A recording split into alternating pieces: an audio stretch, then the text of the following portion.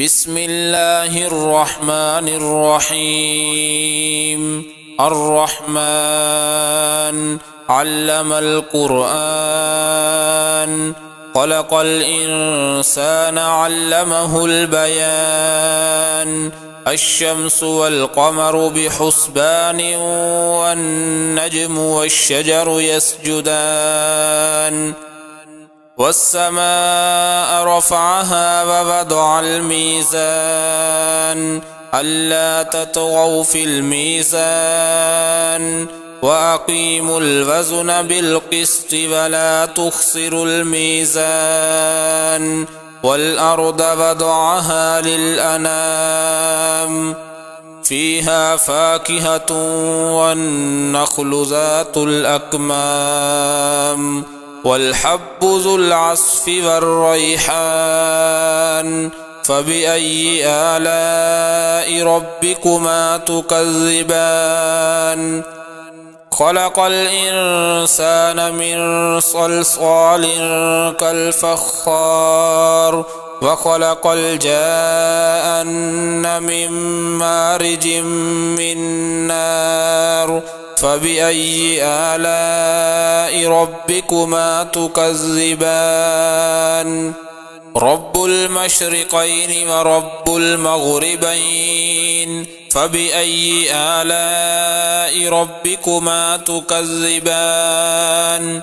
مرج البحرين يلتقيان، بينهما برزخ لا يبغيان. فبأي آلاء ربكما تكذبان؟ يخرج منهما اللؤلؤ والمرجان. فبأي آلاء ربكما تكذبان؟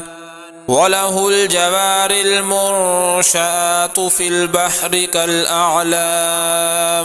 فبأي آلاء ربكما تكذبان؟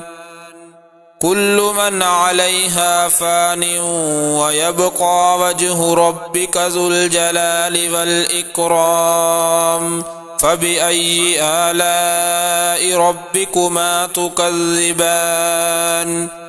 يسأله من في السماوات والأرض، كل يوم هو في شأن. فبأي آلاء ربكما تكذبان؟ سنفرغ لكم أيها الثقلان.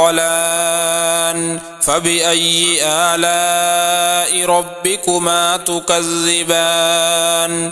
يا معشر الجن والإنس إن استطعتم أن تنفذوا من أقطار السماوات والأرض فانفذوا، لا تنفذون إلا بسلطان. فبأي آلاء ربكما تكذبان؟ يرسل عليكما شواظ من نار ونحاس فلا تنتصران. فبأي آلاء ربكما تكذبان؟ فإذا انشقت السماء فكانت وردة كالدهان. فبأي آلاء ربكما تكذبان؟ فيومئذ لا يسأل عن ذنبه إنس ولا جان.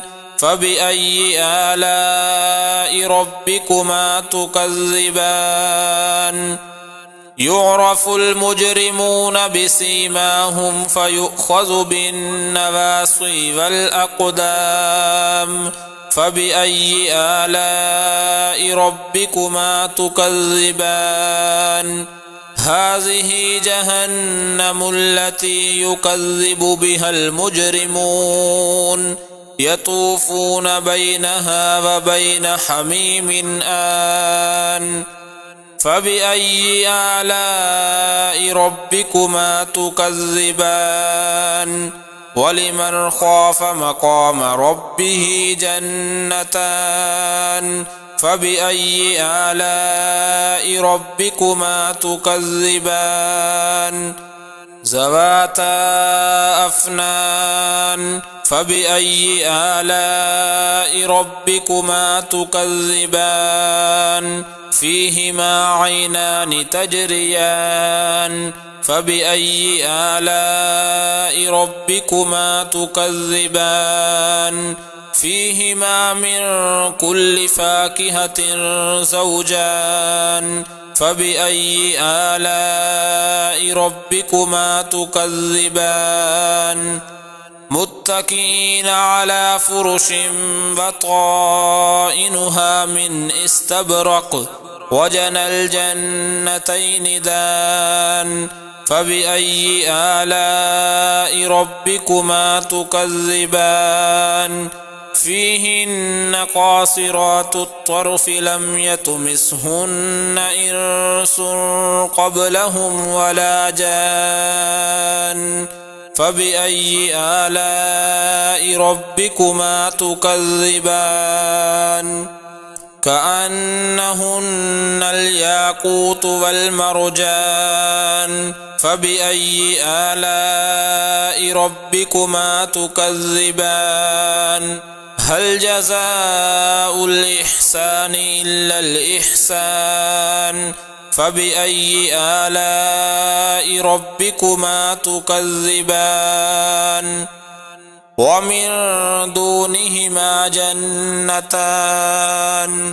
فبأي آلاء ربكما تكذبان مدهامتان فبأي آلاء ربكما تكذبان فيهما عينان نضاختان فبأي آلاء ربكما تكذبان فيهما فاكهة ونخل ورمان فبأي آلاء ربكما تكذبان فيهن خيرات حسان فبأي آلاء ربكما تكذبان حور مقصورات في الخيام فبأي آلاء ربكما تكذبان لم يطمثهن إنس قبلهم ولا جان فبأي آلاء ربكما تكذبان متكئين على رفرف خضر وعبقري حسان فبأي آلاء ربكما تكذبان تبارك اسم ربك ذي الجلال والإكرام